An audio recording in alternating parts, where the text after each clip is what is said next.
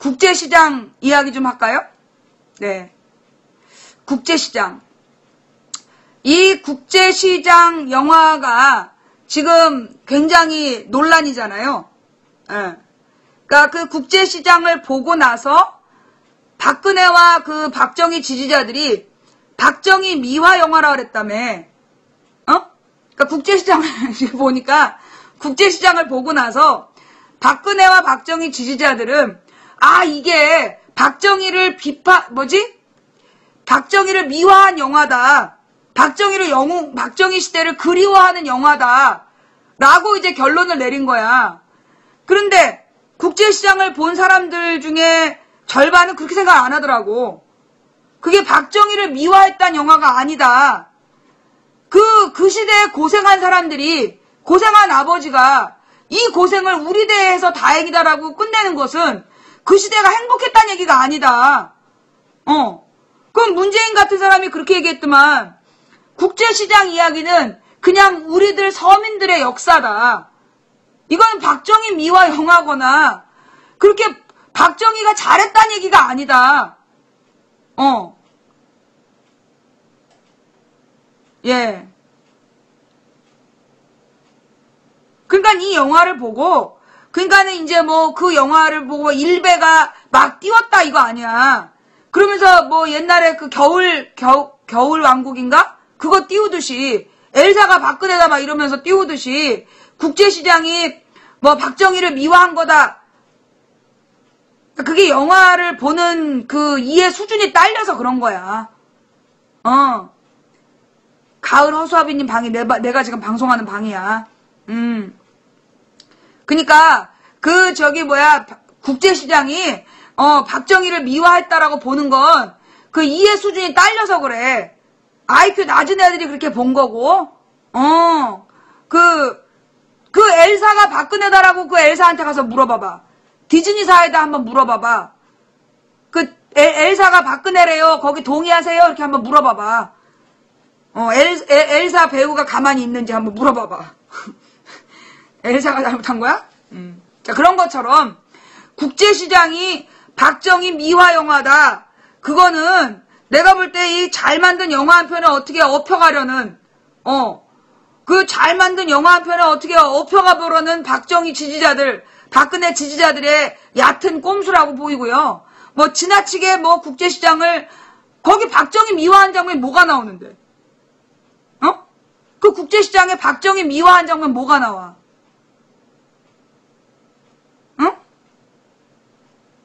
박정희 미화하는, 뭐 박정희가 영웅으로 나와? 그러니까 잘 만든 영화 한 편에 그 업혀가려는 박근혜 지지자들의 그 얕은 꼼수 때문에 괜히 그냥 그 잘 만든 영화 한 편, 골로 보내지 마시고요. 예. 그 대사가 그거 아니야? 이 고생 우리 대에서 해서 다행이다. 우리 자식 대가 아니라 우리 대에서 한 게 다행이다. 그게 우리 아버지들의 독백 아니야. 여러분 있잖아요. 내가 이번에 그 미국 캐나다 갔을 때 거기서 뭘 봤냐 하면 파독 광부들 있잖아요. 파독 광부들.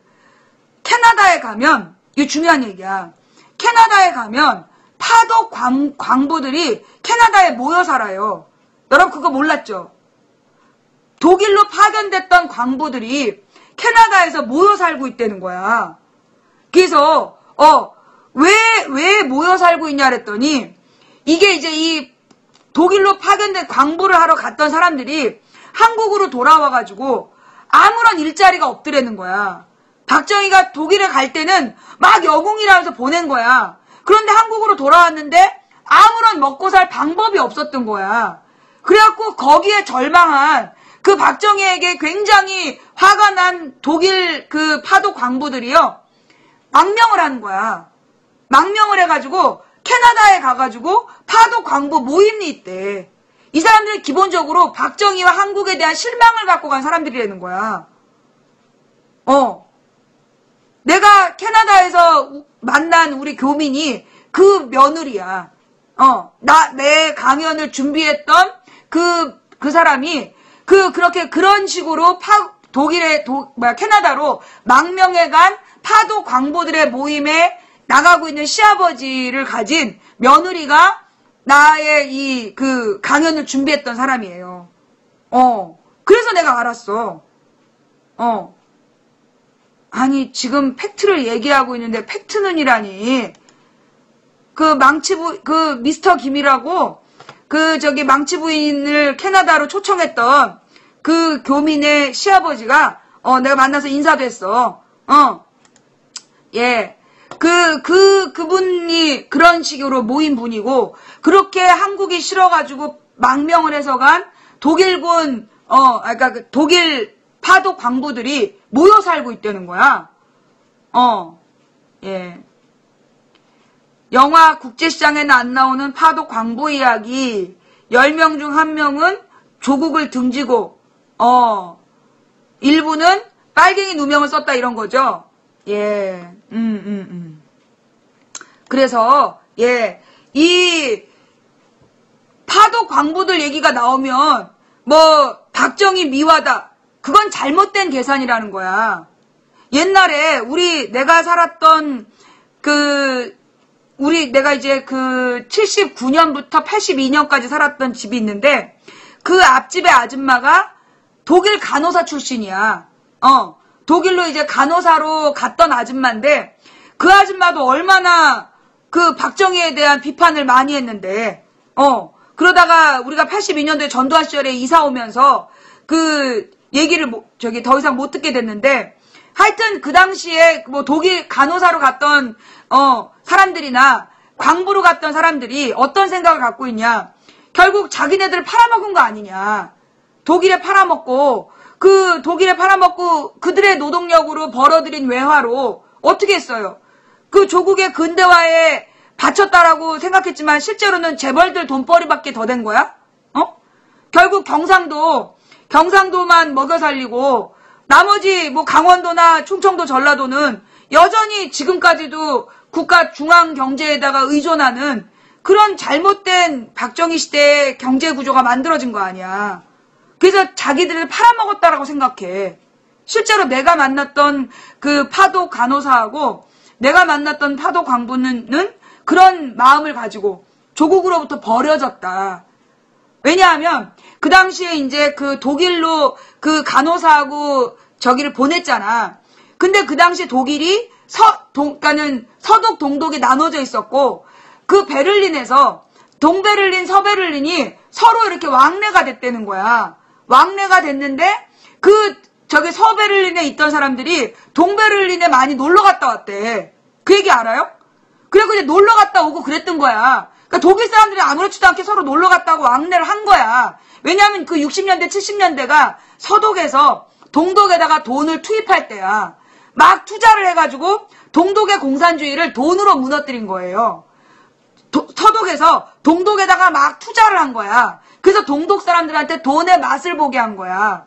그래갖고 동독이 나중에 89년, 90년대에 무너져 내리잖아. 그래서 통일해버리잖아요. 그렇게 된 이유가 60년대부터 80년대까지 30년 동안 이 서독이 동독에다 돈을 엄청 쏟아부었다는 거야. 그거 무슨 신문 잘 찾아보면 나와. 이 전문가들 얘기야. 그게 통일 비용이라는 거야. 독일에서 통일 비용을 그렇게 지불했다고.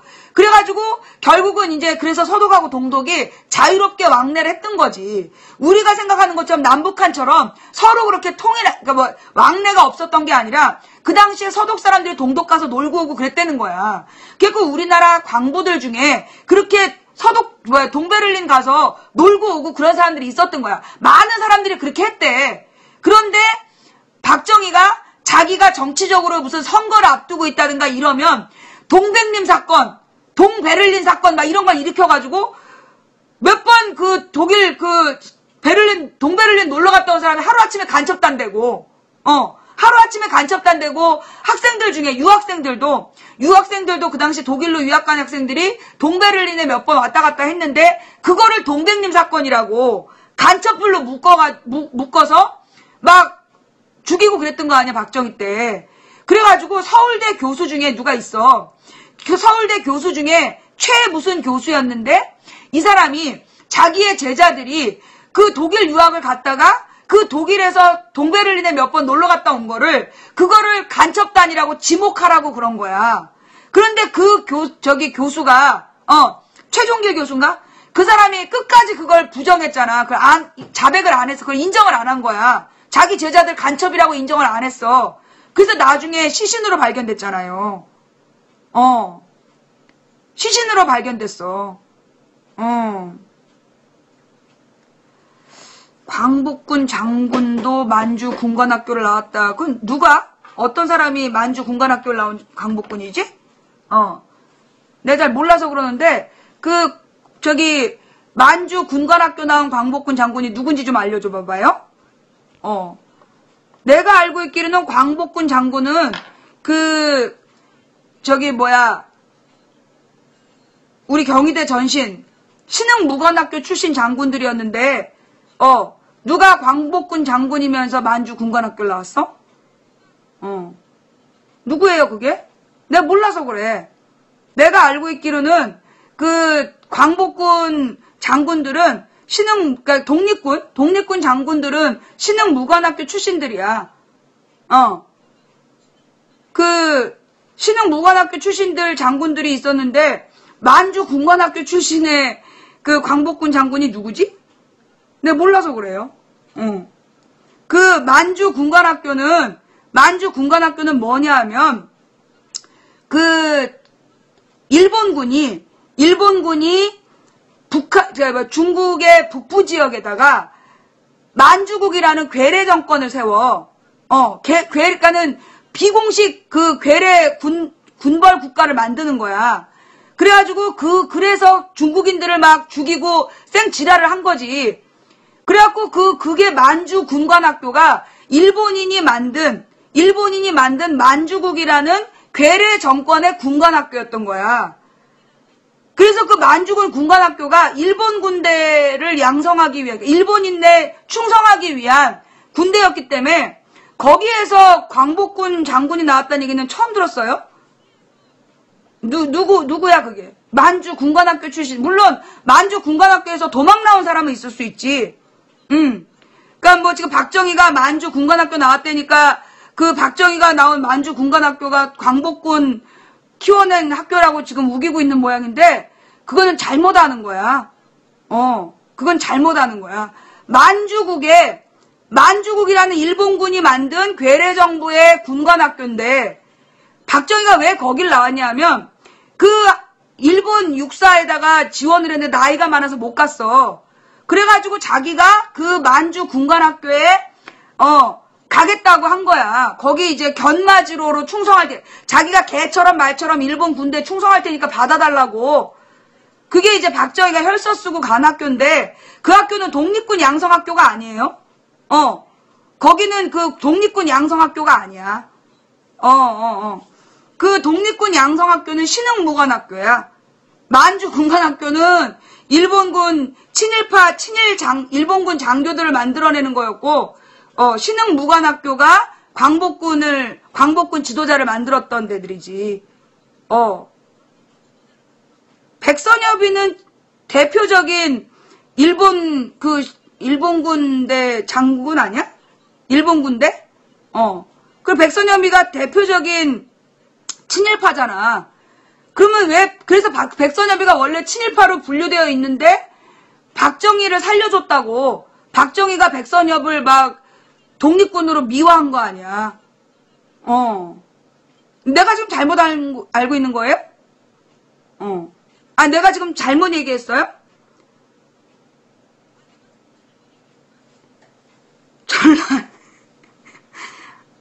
우리나라 역사책을 다 전라도에서 만들었다고 보는구나. 그래. 우리 전라도 사람들이 참, 우리 동욱이가 볼 땐 전라도 사람들이 굉장히 똑똑해 보이나 봐. 근데 우리나라 역사책은 사실은 친일파가 만든 건데. 얘네들은 무슨 똑똑한 사람만 보면 전부 다 전라도 사람인 줄 알아. 그렇게 전라도에 대해서 지나치게 미화하려는 것도 나쁜 거예요. 전라도 사람이라고 다 똑똑하지 않아. 아니, 전라도 사람이 무슨 수로 역사책을 자기네들이 만들어. 왜 그러면 광주항쟁의 기록을 UN 기록문화유산으로 지정했으니까, UN도 전라도 사람들이겠네. 우리 동욱이의 기준으로 보면, 광주 항쟁의 기록을 갖다가 UN 기록문화유산으로 지정했잖아. 그럼 UN도 전라도 사람들이네. 어머, 전라도 사람들 참 대단해요. UN도 접수했구나. 아, 역사책도 다 쓰고 UN도 접수하고. 아, 그렇구나. 몰랐네. 전라도 사람들이 그렇게 유능한지 몰랐어요? 그럼 뭐 유네스코도 접수하고 그랬구나. 내가 몰랐어. 지랄 연병 그만하고 가리 닥치고 손가락을 물어. 그러면서 여러분, 지금 우리가 놓치고 가면 안 되는 국제정세가 있어요. 여러분, 지금요, 박근혜가 1월 1일부터 지금 막 통일 대박 노래를 또 했잖아. 그죠? 통일은 대박 막 이러면서 김정은이가 남북 정상회담도 상황이 되면 할 수 있다 막 그랬잖아. 그래가지고 막 박근혜 통일 대박 놀이가 또 이어지나요? 그랬는데 거기다가 오바마가 확 찬물을 끼얹어. 오바마가 찬물 한 바가지 확 끼얹어버린 거 아니야? 저기 소니 해킹은 북한이다 막 이러면서 그래가지고 지금 분위기가 싸해져 버린 거 아니야? 그지? 뭐 한 2, 3일 동안은 막 남북 대화가 곧 일어날 것처럼 정상회담이 일어날 것처럼 막 그러다가 또 오바마가 그냥 대북 제재한다면서 찬물 한 바가지를 얹어버리니까 얼어붙은 거 아니야 지금. 자, 그러면 이런 일이 왜 발생했을까요?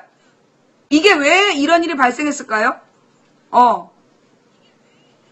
이걸 잘 봐야 돼. 이거 되게 중요한 얘기. 올해 을미년이다. 중요한 얘기야. 을미사변이 왜 일어난 거야? 일본 놈들, 이 고종을 쥐고 있는 일본 놈들하고 이 명성황후가 끌어들인 러시아 세력하고 친일파하고 친러파가 조선에 대한 이권을 갖고 싸우면서 그 발생한 게 을미의병 아니야. 그러니까 을미사변. 그러니까 이 일본 놈들이 명성황후를 죽여버린 거 아니야. 러시아 끌어들였다고. 그래서 그때부터 95년부터 1904년까지가 친러파와 그러니까 84년부터 갑신정변 이후에 갑오경장까지 그 10년 동안이 친일파하고 친청파의 대립이었다면 1895년부터 1905년까지는 친러파하고 친일파의 경쟁이야. 그렇게 이제 과정이 벌어지는 거야. 그러니까 우리가 외세를 잘 읽어야 돼요. 외국의 외세를 잘 읽고 잘 이용을 해야 되는 거야. 안 그러면 우리가 120년 전 꼴이 또 나는 거야. 지금의 국제정세가 내가 볼 때 매우 중요한 상황이야. 뭐냐? 지금 여러분 우리가 그냥 쓱 지나간 내용인데요. 오바마가 왜 소니 문제를 가지고 지금 북한이 지금 연말 연초에 계속 인터넷 다운되고 있는 거 아니야? 아니 자기네 인터넷도 다운되는 북한이 무슨 수로 소니 해킹을 하겠어. 그래도 소니 해킹을 북한이 했다고 우기면서 다시 대북 제재를 하겠다라고 확 주질른 이유가 뭔지를 봐야 돼. 그 이유가 뭐냐 하면 그 이유가 뭐냐. 여러분 그 한미일 그 삼각동맹이 맺어졌잖아. 한미일 삼각동맹이 맺어져서 이제 우리 군사 정보를 일본과 공유하잖아. 우리나라, 일본, 미국이 우리의 군사 정보를, 군사 기밀을 공유한단 말이야. 그게 지난 연말에 이루어진 거잖아. 연말에 이미 이루어지고 그걸 나중에 국회에다 사후 통보한 거야. 그런데 그 문제를 그냥 우리 언론 쓱 덮고 넘어갔어요. 근데 이게 매우 심각한 문제인 거야. 매우 중요한 문제야. 군사 정보를, 우리 군의 군사 기밀을 한미일 세계 3국이 공유한다는 얘기는 우리 정보를 우리 군사 기밀을 일본군이 본다는 얘기예요. 그걸 갖다 지금 새누리당 정부가, 박근혜 새누리당 정부에서 그 일을 지금 국민한테 허락 없이 추진해버린 거야. 그래서 지금 일본 군대가 우리 군대에다가 영향력을 미치는 상황이 됐단 말이야. 자, 이렇게 됐는데, 그러면 한미일 삼각동맹은 누구 때문에 일어나는 걸까? 한미일 삼각동맹은 왜 일어난 걸까? 누구를 견제하기 위해서? 북한? 한국과 미국과 일본이 북한을 견제하기 위해서 동맹을 맺었을까? 중국이죠, 중국. 중국과 러시아. 지금 미국이 우크라이나를 통해서 러시아하고 경쟁하고 있는 거야. 미국이 이 러시아가 이렇게 유럽하고 이쪽에 유럽에 붙어 있고 이쪽은 우리 아시아랑 붙어 있는 게 러시아잖아. 이 러시아 밑에가 여기 또 중국이잖아. 그 러시아하고 중국하고 국경을 맞대고 있는 게 우리 한반도잖아.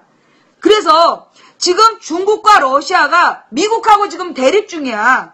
강대국 미국이 러시아 중국하고 지금 붙고 있는 상황이라고. 그 미국이 한반도에 직접 영향을 못 끼치니까 일본한테 그 돈을 내라 그래서 일본한테 그 지휘권을 주고 군사작전 지휘권을 주고 일본군이 돈을 내서 한미일 삼각동맹 구도를 지금 유지하고 있단 말이야. 그래서 이쪽 동아시아에서는 일본이 중국과 러시아를 견제하고 그 다음에 미국이 그 나토를 통해서 우크라이나를 통해서 러시아를 견제하는 이게 지금 국제정세야. 그래서 지금 미국과 중국, 러시아가 지금 맞짱을 뜨고 있는 그런 상태라고. 그 와중에 지금 이제 박근혜는 나름대로 지금 박근혜 정부에 그러면 잘한 일도 있느냐 없느냐. 나는 지금 박근혜 정부의 외교를 담당한 사람들이 그동안에 이명박하고는 달리 이명박은 친미, 그것도 미국에서도 공화당 중심적인 정책을 폈어. 근데 박근혜는 그렇지는 않았어요. 이제까지 이명박 때는 중국하고 우리나라 외교 관계가 완전히 박살났었잖아. 그게 왜 그러냐면 이명박이 무식해가지고 중국을 너무 우습게 본 거야. 그래갖고 중국의 대사를 불러다가 막 모욕을 주고 그래갖고 중국 외교가 완전 박살이 났었단 말이야. 그런데 박근혜는 되자마자 미국에 먼저 가지 않고 시진핑한테 먼저 간 거야. 그러면서 박근혜는 시진핑하고의 관계를 계속 잘 풀으려고 노력을 했어. 그래서 중국과 미국의 등거리까지는 아니지만 중국도 신경 쓰는 척을 하는 거지. 그러면 시진핑이 그걸 모르고 지금 박근혜한테 놀아나냐? 그게 아니죠. 중국은 알면서도 모른 척 하면서 박근혜를 끌어들이는 거야. 한국 정부를 끌어들여서 남북 간에 대화하라고. 지금 작년부터 중국이 계속 남북 대화를 푸시하고 있는 거야. 미는 거야. 그러니까 김정은이도 박근혜랑 만나겠다. 그게 중국의 그 권고 때문이야. 너네가 서로 통해야 너네가 살아날 수 있다. 김정은이도 지금 막 경제적인 상황이 너무 안 좋잖아. 그리고 그런데다가 이제 미국이 대북 그 압박을 계속 가해오고 있고 유엔에서 무슨 인권 선언이 막 채택되고 이게 북한에 대한 세계적인 압박을 계속 하겠다는 뜻이니까 숨구멍이 필요했고 그때 이제 중국에서 남북 간의 대화를 이제 한다는 얘기잖아. 그 얘기는 뭐냐? 결국 지금 중국이 남북 대화를 끌어내는 이유는 한미일 동맹 체제를 흔드는 거예요. 중국이 한미일 동맹 체제를 흔들기 위해서 남북 대화를 하는 거야. 그러니까 지금 박근혜는 지금 줄타기를 하고 있는 거야. 중국 쪽으로 갔다, 미국 쪽으로 갔다. 줄타기를 지금 하고 있는 거야. 잘못하면 둘이 확 끊어버릴 수도 있어. 확 끊어버릴 수도 있어. 지금 그래서 국제적인 지금 분위기가, 지금 현재 국제적인 분위기가 한미일 삼각 동맹을 중심으로 해서 미국이 한국을 딱 묶었다고 생각했는데 지금 남북 대화를 하겠다는 거야. 중국 주선으로. 그러니까 중국과 그러면서 러시아가 이번에 러시아에서 박근혜하고 김정은을 러시아로 불러서 거기서 자연스럽게 둘을 만나게 하겠다 이거 아니야. 딱 보이지 않아? 그러니까 이게 지금 중국하고 러시아는 남북 관계를 풀겠다라고 계속 얘기하고 있는 거야. 왜? 한반도는 유라시아 대륙이다. 미국 빠져라야. 미국하고 일본 빠져라야. 근데 일본 같은 경우에는 지금 자기네 땅에 가라앉고 있는 상황이고 어떻게든지 한반도로 지금 진출해야 되는 상황이고 미국을 등에 업고 지금 우리나라 국토를 지금 노리고 있는 거 아니야. 그런 상황에서 지금 똑바로 해야 돼. 박근혜 정부에서 어떤 그 외교 정책을 펴느냐에 따라서 우리나라를 일본에 팔아먹을 수도 있는 거야, 지금. 일본이냐 우리나라를 먹을 수도 있는 상황이야. 지금 중국과 러시아는 남북관계 개선을 도모하고 있고, 미국은 지금 남북관계를 계속 파토내려고 하고 있고, 남북관계가 파토내야 남한 내 할머니, 할아버지들을 막 추동해가지고, 한미일 삼각동맹. 근데 우리 할머니, 할아버지들이 또 일본군하고 군사 기밀을 맺었다. 이 부분에서 껄끄러우신 거야. 우리 할머니, 할아버지들이 뉴스 안 듣는 것 같아도 뉴스를 들으시거든. 지금 박근혜가 일본에다가 우리 정부를 팔아먹고 있다. 우리 정보를, 군사기밀을 지금 팔기로 한 거 아니야. 공유한다는 얘기 뭐야? 팔아먹는 거 아니에요. 그러다 보니까 지금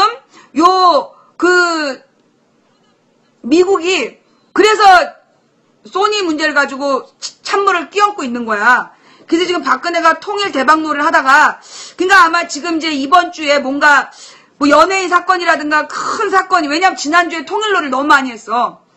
통일 파리를 되게 많이 했단 말이야. 남북 정상회담 막 얘기 나오면서 통일과 남북 정상회담 분위기를 막 띄워놨는데 오바마가 찬물을 찌끄러 버렸기 때문에 여기서 뭔가 대안이 필요해. 뭔가 이제 다른 뭐 연예인 사건이라든가 뭔가를 또 해서 덮고 가고 싶겠지. 아니야, 나 신문 많이 안 읽었어. 신문 많이 안 읽고 몇 가지 이야기를 들려주신 거지.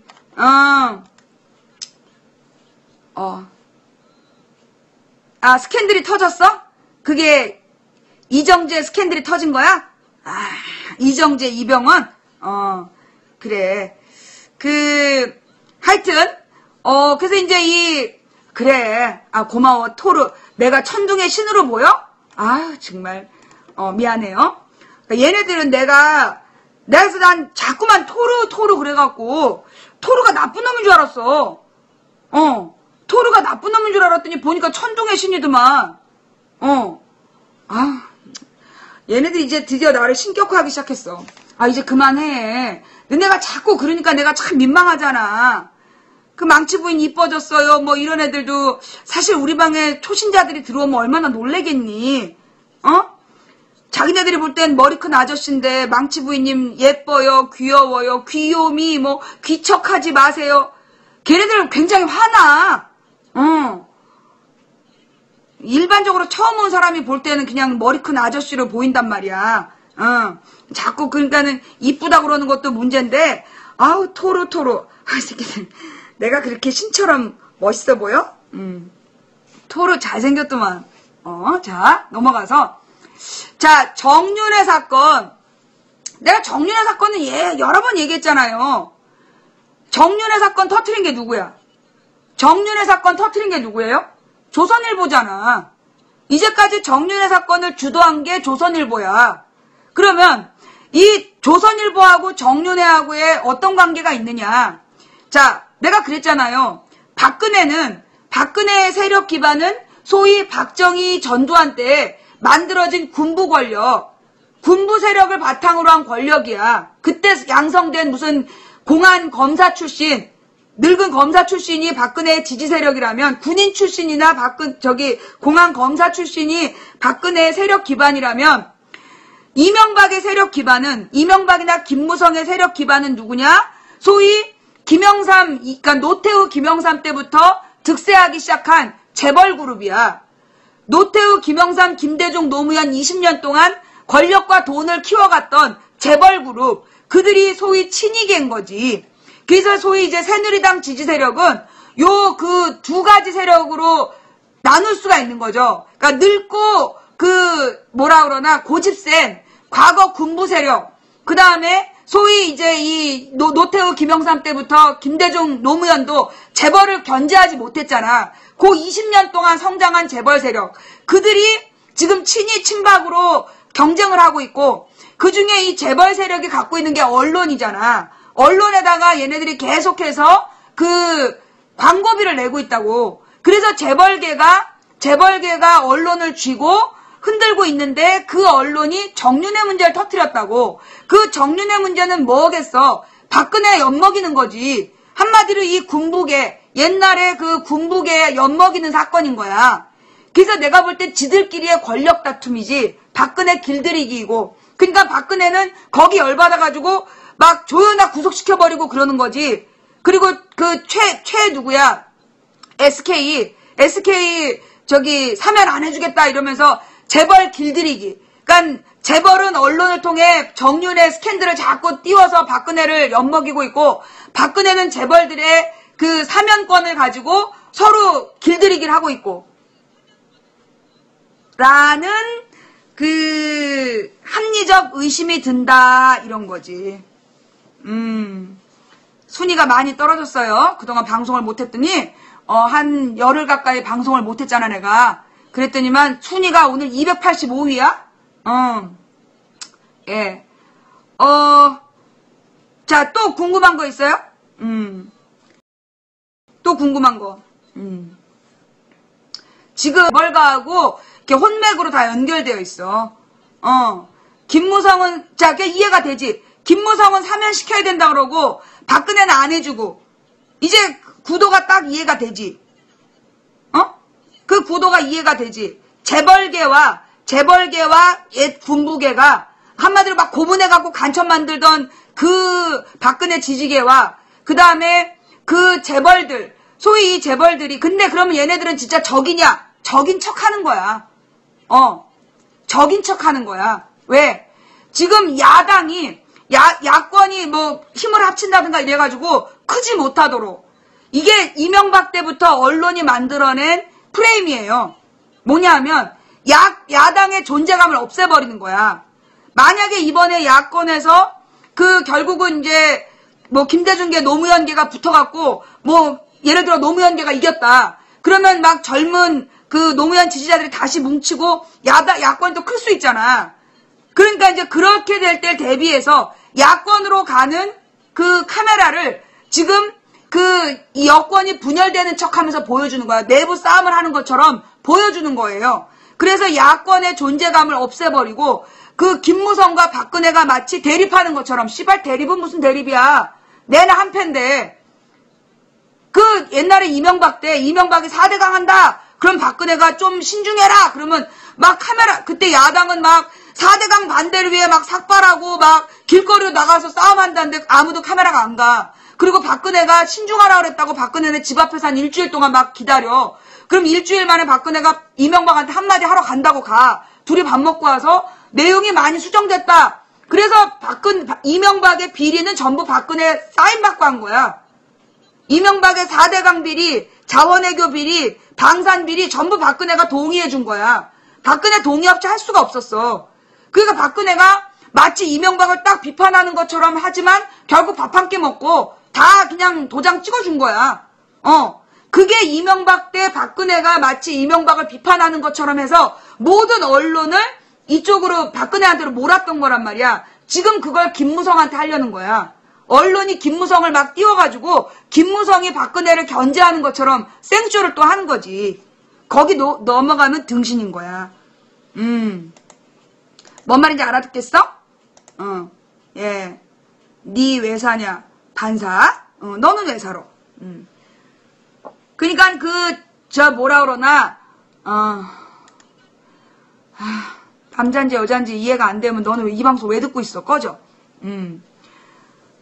그래서 누가 나쁜 사람인가요? 그걸 나한테 물어보는 수준이면 그냥 나가.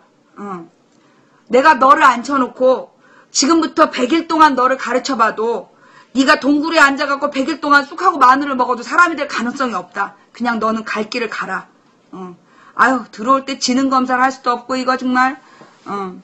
어떻게, 자, 이제 나머지는 다 이해들 되셨는가? 이게 망치 부인이 간만에 나타나가지고, 혹시 내가 오랜만에 나타나가지고 지금 감이 없는, 감을 좀 못 잡은 건가? 여러분이 듣고 싶은 얘기를 물론 나는 여러분이 듣고 싶은 얘기를 하는 사람은 아니야. 이 방송은 처음부터 끝까지 내가 하고 싶은 얘기를 하는 거야. 사실 저는요, 제가 이제 오늘 앞으로 을미년이다. 그러면서 나한테 이 과제를 주실 때, 이 전 세계 민주시민들을 묶어내야 된다. 그리고 대통합 야당을 국내에서 만들어내야 된다. 이 두 가지를 주실 때, 하나님 제가 그 일을 어떻게 하겠습니까? 누가 제 말을 듣겠습니까? 그러면서 이제 또 한번 삐대봤어요. 그래서 나는 민족의 지도자가 될 수 없습니다. 그러자 하나님께서 말씀하시기를 너더러 지도하라는 거 아니다. 너는 대언자다. 하나님께서 올바른 방향을 말씀하시면 너는 그걸 전달하는 자니까 그거에 대한 책임까지 지려고 하지 마라. 너는 그냥 전달만 해라.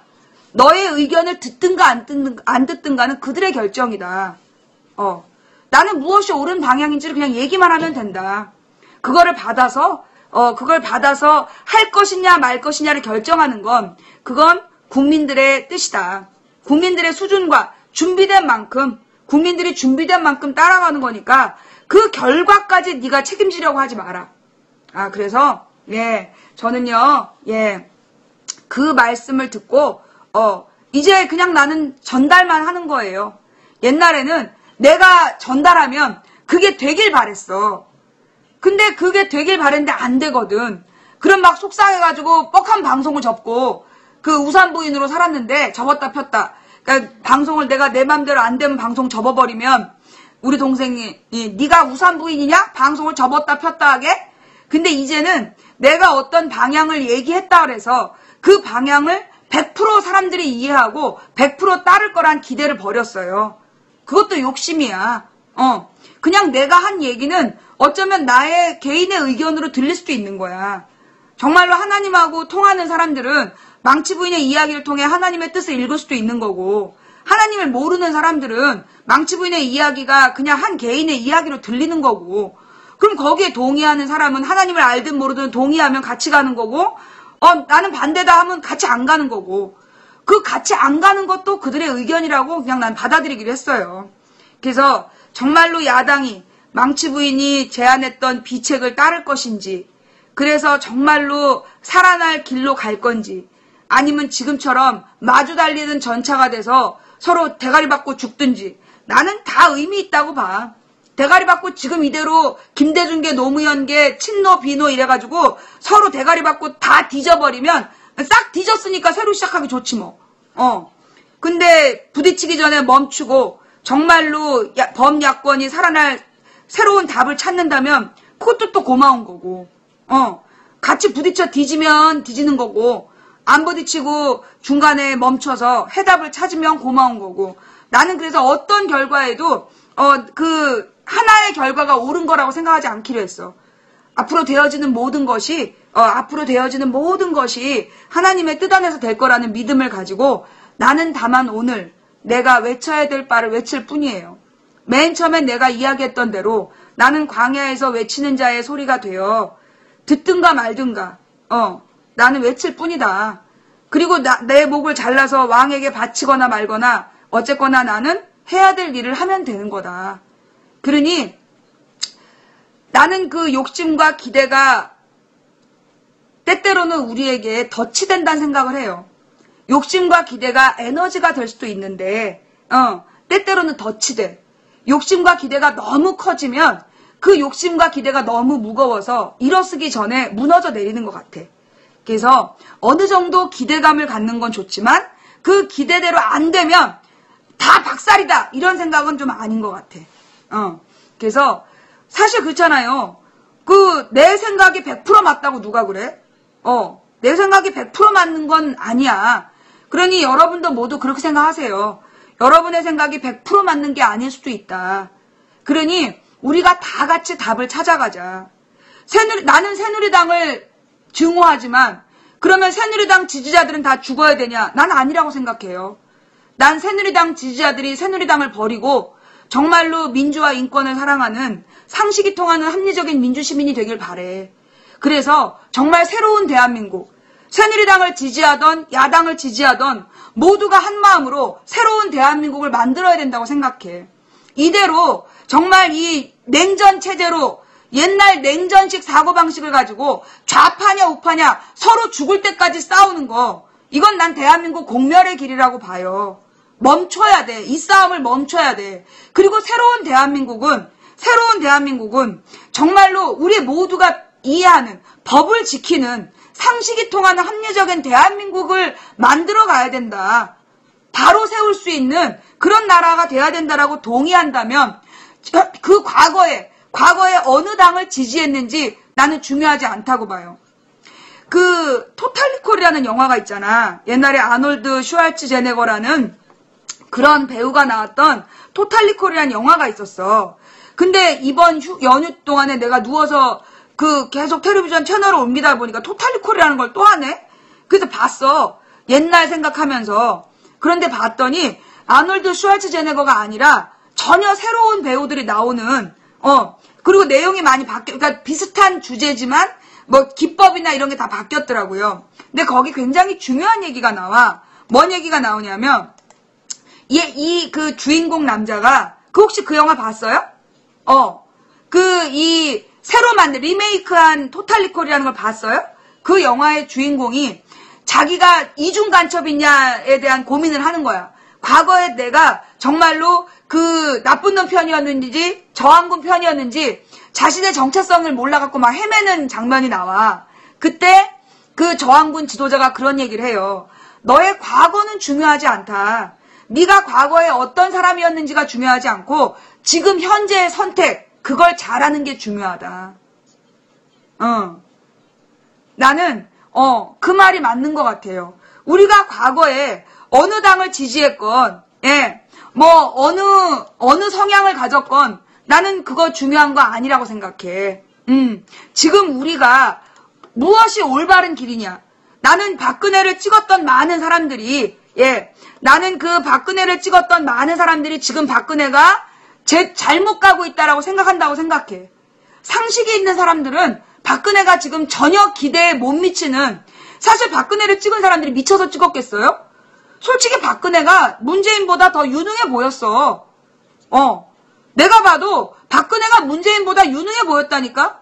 물론 그게 박근혜를 잘 포장한 선전팀의 공작이었지만 그럼에도 불구하고 박근혜가 유능해 보여서 찍어준 거야. 그런데 유능해 보여서 찍은 사람들은 유능할 거란 기대를 갖고 찍은 거예요. 그런데 박근혜가 여지없이 무능했어. 정말 상상을 초월할 정도로 무능했잖아. 그러면 유능하길 기대하고 찍은 사람들은 등 돌릴 수밖에 없는 거야. 그런데 여러분이 너 옛날에 박근혜 찍었지? 라면서 너는 적이야 라고 얘기하면 그 사람들은 돌아올 곳이 없어. 그렇잖아.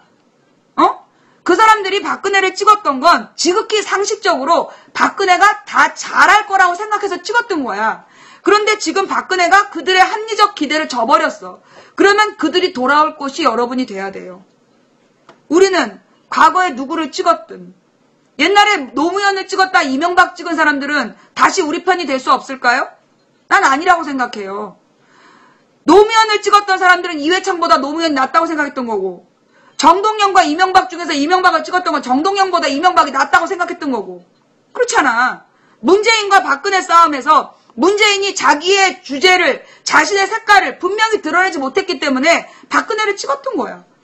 그런 상식적인 판단을 했던 사람들을 우리 편으로 만들 때 그게 성공하는 길이라는 거죠. 응? 난 그렇게 생각해. 노무현을 찍었다가 이명박을 찍었다가 박근혜를 찍었지만 이명박 박근혜에게 연거푸 실망한 사람들이 돌아올 것이 돼야 된다고 생각해요.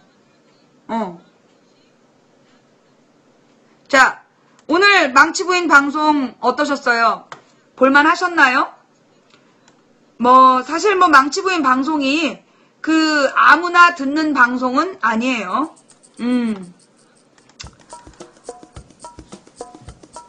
아무나 다 이해할 수 있는 방송은 아닌데,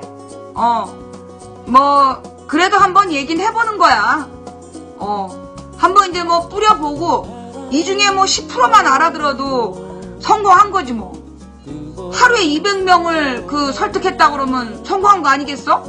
난 그렇게 생각해, 이제. 옛날에는 2,500명, 3,000명이 보면 다 내 말 알아들을 줄 알았는데, 꼭 그렇지만도 않더라고.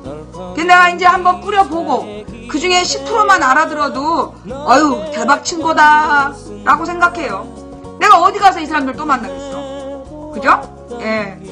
자, 오늘 여러분 제가 그동안에 방송 못하고